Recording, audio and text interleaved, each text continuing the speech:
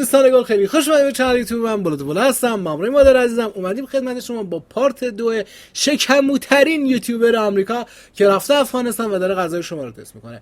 پارت 2 غذای استریت فود هستیم. میریم بی وقفه ویدیو رو با هم دیگه ببینیم. لایک، کامنت، سابسکرایب فراموش نشه. حتما من و مادرم حمایت کنین و دونیتمون کنین. بی معطلی let's go.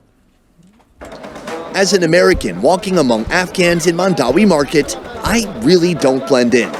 A lot of folks here speak English, and when they ask me where I'm from, their reactions range from enthusiastic to shocked. But Afghans are well aware of how their country is perceived by the rest of the world, and many are hungry to share a different, more hopeful story. You're from Afghanistan? Absolutely. Are there many Americans that come here as tourists? Few, but most of British people come here. If somebody comes here, they're a tourist, and they say, oh, I'm American, that's okay? It's okay. We feel proud to have tourism around us, so they could explore our country or get our message to their country or to their relative countries. So it's great. And what is your message? Our message is to come here and explore our country. It's a very good country and the people are good. They are kind and they are very generous people. نه میگه خب یه مدت زیادی افغانستان تحت نظر سلطه آمریکا بوده و به عنوان شهروند آمریکایی داخل افغانستان استرس داره. میگه مردم صحبت کردم، میگه برخورد مردم خیلی مهربانانه است. میگه چرا؟ میگه آقا طرف میگه ما افتخار میکنیم توریستای امریکایی بیان کشور ما و کشور ما رو به جهان نشون بدن. حقیقت واقعی رو نشون بدن. اون چیزی که مدیا میگه نیست. ما همیشه تو جنگ نیستیم، ما همیشه آدم دیگه رو نمیکشیم، همیشه بمباران نیست. حقیقت کشور رو بیان نشون بدن. چون تو الان فضای مجازی نگاه کنی، این حساب بریز بالا پایین کنی میبینی افغانستان جنگ، فلانی مرده، فلانی همش خبر بد میدن. خبر هیچ کس نمیاد بگه آقا طبیعت قشنگی داره، مردم مهربونی داره. انقدر بد گفتن تو ذهن مردم بد جا افتاده. Pleasure meeting you. Same here. Take care.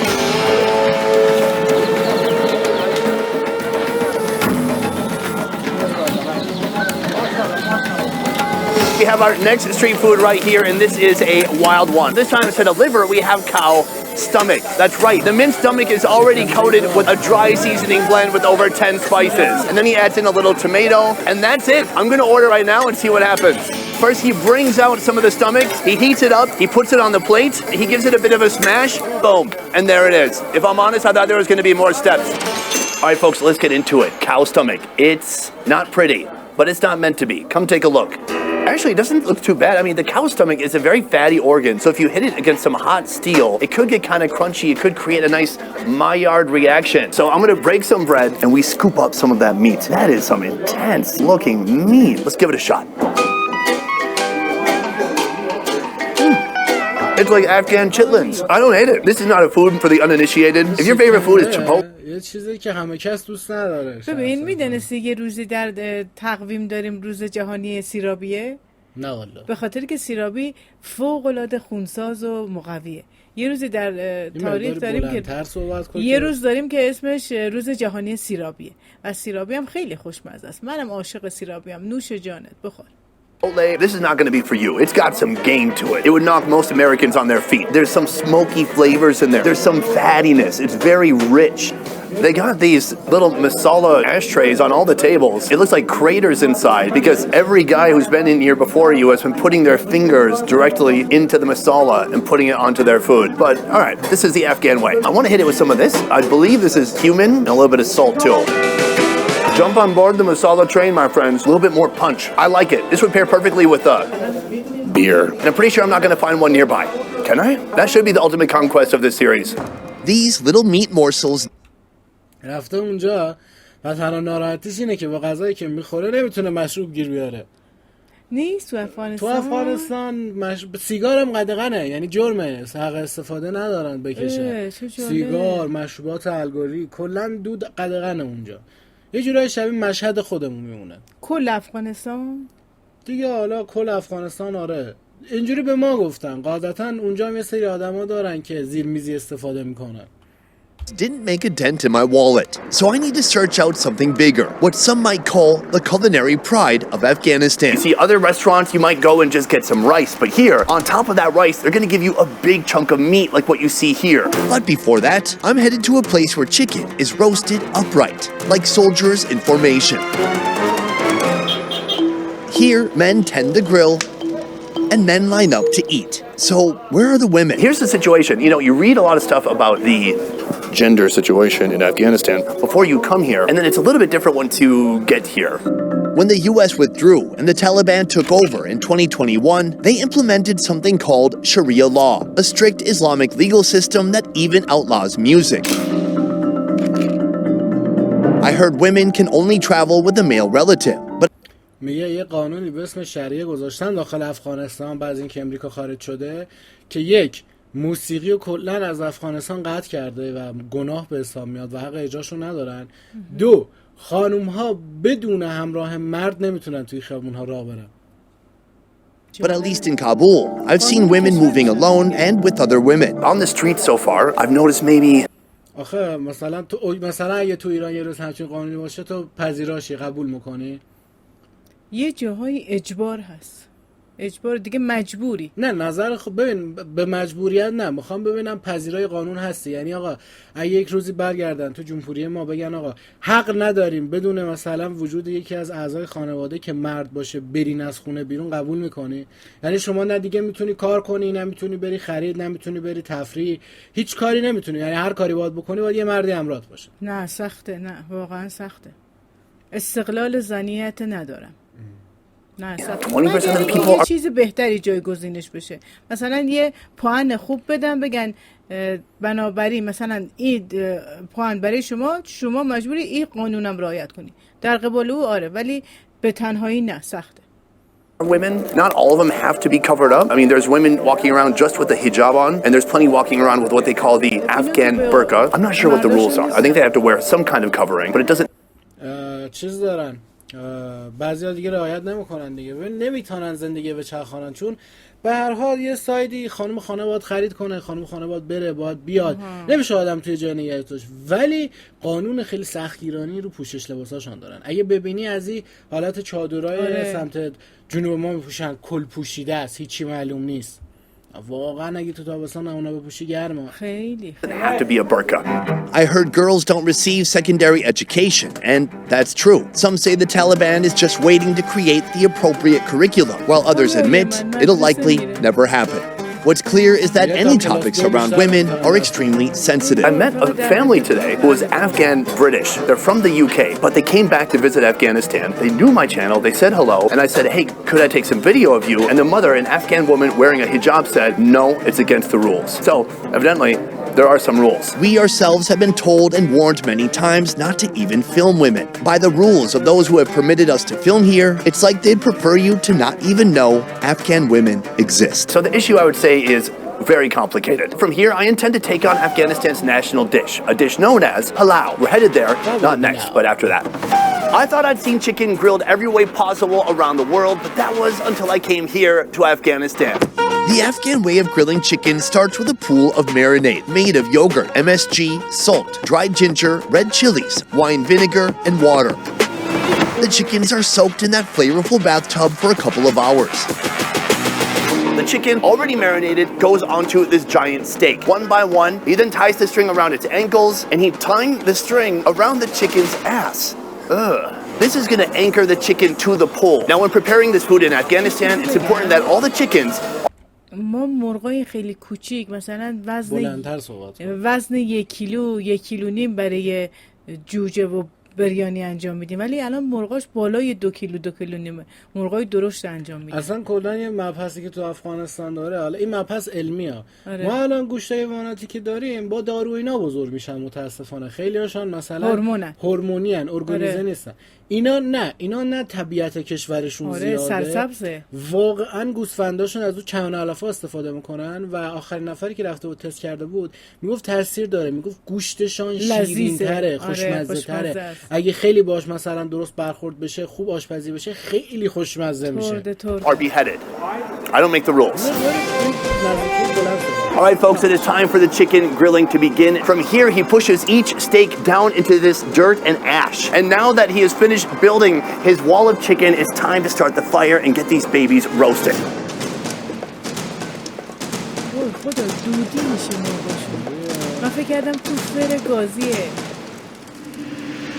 When the chicken blazes a molten orange, it's pulled from its vertical spit. Split the chicken open, flatten it onto a rack, then give it a quick grill over charcoal for that extra hit of smoky flavor. Once hot, it's tossed onto a plate where it receives a sprinkle of chicken masala, a bowl of yogurt, and a handful of shredded cabbage. Wow, you would never believe it, but there was just a giant Ford F-150, the giant turret on the back parked across the street. All right, welcome to Kabul, baby. What? Chicken.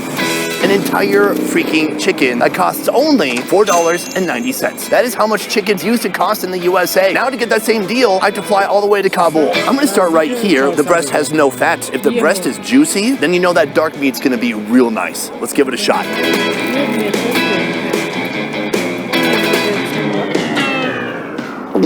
That is one of the driest chicken breasts I've ever had in my life. And the way he's cooked it, he's stuck his tongs in there, he's really flattened it out. And I get it, the goal is to cook it all the way through, but he's really tried it out at the same time. Luckily I have this, yogurt with some herbs and other stuff inside. That is spicy, oh my god. So that was a bit of a brutal start. Right here we have the chicken thigh. It is much more difficult to mess up a thigh. Well, I'm gonna give it a little bit of a dip in the sauce.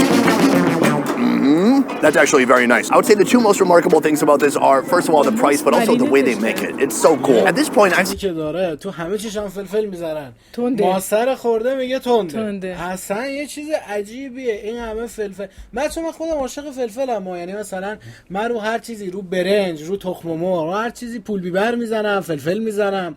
اصلا حال میکنم با این داستان. پول بیبر نسبت به فلفل اینا زیاد تند نیست. پول بیبر یه تندی شیرینی داره. اینا به فلفل خودشون میگن مورچ میزنن. I've seen chicken made at least 100 different ways. Even when I was in Thailand with Mark Wiens, they used an oil can to cover chickens on steaks, and they used grass to burn around those oil cans until the chicken inside cooked all the way through. There is no end to what you can do with a chicken, and this is just more proof of that here in Afghanistan. For our Afghan street food finale, I'm visiting a family-run restaurant that's been serving Afghanistan's national dish for 24 years. We have arrived at our final location, where they're serving up a dish known here as palau. But let me back up a second. Central Asia is really known for this food. I've had it in Uzbekistan, where they call it plov, and I've also had it in Kazakhstan. But here in Afghanistan, they make it a little bit differently. We're gonna head into the kitchen to see how it's done. Under here is a deep pan, and inside of it, there is over 125 pounds of beef. From here, he's gonna pop off the lid, and we're gonna see the beef inside. Oh. Not at all what I expected. It's so watery. Every time I've seen plov or palau, the meat is seared and then kind of steamed. But here, it's been boiled for a few hours. The first and most crucial step. He's removing all the big meat chunks from this pan. Right now, he's separating it according to the body part. So he's putting some on this plate. He's putting some in this pot right here. Once all of it is organized and removed, he's going to be able to remove the small bones that have fallen off the meat during this braising process. Now that our deg is clean, it's time to build up the palau, starting with a thin layer of carrots to insulate the pan from the meat. The next step is dumping all that clean meat back into the deg. He has to place each piece perfectly so it can balance well with... اولین بار درست شدن قابلیه میبینی دیگه ها؟ نه یک بار دیگه هم نگاه کردم با شما. آره دیدم. اگه یادت باشه یه بارم درست کردم. مامان واقعا بچه خوشمزه ترین. حالا من مامان فقط درست کرده خوردم. آره. خوشمزه ترین قابلی پلویی که تو زندگیم خوردم مامان درست کرده. خیلی خوشمزه. بعدی که سیب زمینی زده کنجد وای نگم برات. البته اینا چون گوشتاشون خیلی زیاده و لذیذه، خب مزه‌ش هم طعمش هم بهتره. With the heat مقدار زیاد بهتره. With the rice, it's a puzzle of protein. Time for the broth. Oh, it smells like a nice beef crock pot. Now it's time to introduce some new ingredients. Up first, the carrot. Next up, he's putting in raisins. And now he leaves for a cigarette. So I thought he was coming out here for a smoke, but no, he came out here to light up the gas stove. The stove slowly heats up. Finally, the rice, the true hero of this operation, marches to the front lines. Salt and cumin follow as reinforcements. Now, the fire does its work. Afghanistan's palau comes in many forms, each with its own meaty twist. But this one is the crown jewel, rich, meaty rice cooked to perfection. 2 hours has passed, and at last it is time to reveal the final palau product. This is Kabuli palau. The rice has steamed up beautifully. او چربی و آب مایچه همش جذب برنج شد. همش آره به جای آب برنج چه برنجای دانه بلندی دارن. واقعا برنجای دانه بلندی دارن. These long grains, raisins, the carrots. Now he is making my portion of palau, the biggest portion possible on this platter right here. Starts with steamed rice. He hits it with that giant piece of beef, and then he puts some smaller pieces of beef on the outside. Slowly, he starts to reveal the carrots and raisins. And that, my friends, is the final product. It looks amazing. Let's go try it out. All right, folks, our final meal of the day, here it is, Afghan palau. The way they prepared it here, it's pretty different than what I've seen in other locations. It's more simple, but I love what they're doing with these big chunks of beef. And that is what we're... خوراک لوبیا آره میزن روش میخورنش بس همون منتوئه که دیدی going to be building up to for this meal. We have the palau, but we have a couple other things here too. First of all, a pickled vegetable. We'll try that later. Right here, Uzbek bread. So I've actually seen this type of bread being made before in Uzbekistan. It's gorgeous. Then there's a plate of beans. Probably they mix this with the rice, but I'm just going to go beans. British people will go crazy for this. It's just beans from a can. Let's get into our palau, our most expensive meal of the day. This is a double portion, and it costs only $10. That's remarkable. Ideally, you want that rice to be absolutely saturated in the fat from the beef and the oil. This place, they are so proud of their oil. The oil they're using, sesame oil. That is what makes this place stand out from the others. The raisins just offer up this hit of sweetness that pairs perfectly with that really heavy rice. The carrot looks beautiful. I'm a big fan. Next, I want to get into smaller pieces of beef. It's so tender, and the fat and the tissues have really broken down, but I gotta say, it's not much flavor. Let's hit it with a little bit of salt. Pablo Escobar over here. Some red chili powder. And a mystery powder. Now we're gonna take another piece. The salt and the seasonings just bring out even more flavor. That's exactly what it was missing. Before we get to this giant piece of meat, I do want to try this. A pumpkin pickle. I've never heard of anything like it. I didn't know a pumpkin could be a pickle. It tastes like a Korean radish that's been boiled. Very sour, one note. It's a nice contrast to everything here. To wash it down, we've got this. Wow. Let's see what wow tastes like. Oh, okay. This is Afghan Mountain Dew. Very sugary. Kind of goes nice with something like this. Next, the meat. The meat is just literally fall off the bone soft. So I'm going to take a little bit of rice in my hand, some raisins, put the meat on top of it. This is a very good day.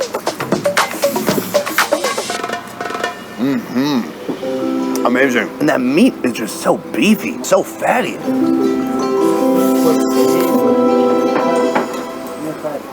Hi. Unknown to me at the time, my new neighbor to the right is a member of the Taliban. How you doing? With his rifle resting just out of frame. Salam. Salam to you. Thank you. Perhaps that explains why he keeps stealing glances at my crew and me. How you doing? Are we interrupting you? Okay. This is obviously meant for a group, but I feel like an Afghan king right now. And the bread? I bet it's delicious. So that is Afghan palau, and that is our 8th and final street food of the day. But we still have one thing left to do, and that is adding up all the food throughout the day to see if we spend over $100. All right, folks, so we have just left the final restaurant, and fun story, moments after we stopped shooting, the man who sat next to me was holding a rifle. He was pretty fast and loose with it. I wasn't a big fan. These guys, at the last second, said, hey, you didn't film us, right? And I said, absolutely not. Gotta go. Take care. I tell you that story in order to tell you this. This is not a normal place. There's no country on earth, I think, that has the dichotomy you will find here in Afghanistan. On one side, you have jovial, outgoing people. On the other side, you have beheadings. So I'm still not sure what to make of this place, and I'm learning more day by day. Luckily, we got out of there. There was no issue, but it just was a reminder, and I see these reminders constantly where I interact with people. Things are normal until they're not. So if you're seeing me having a fun little romp in Afghanistan and you think you should come here too, the reality is different. I can just tell you this. We're not able to show you the full reality of what it's like to be here on camera, because those moments we can't film. And if we did, we would have much bigger problems. Oh wait, but Sonny, did you spend $100 on street food today? Doing math? Boom, this much. I really didn't think we would. سعی کرده بهترین غذای خیابانی بخوره تا $100 و کلا تنها هزینه کرده $18. یعنی نزدیکای 2-3 میلیون تومان هزینه کرده و خیلی ارزانه برای خوردن غذای خیابانی. آقا اصلا شما در نکنه تا اینجا ما رو دنبال کردید. ببخشید من مقداری بالا پایین زیاد میکنم، صندلیم خیلی بده. لایک کامنت سابسکرایب فراموش نشه. خواهشاً من مادر رو حمایت کنین. دوست داشتین دونیتمون کنین. تا یه ویدیو بعد یه ریاکشن دیگه. خدا با همراه شما. بای بای.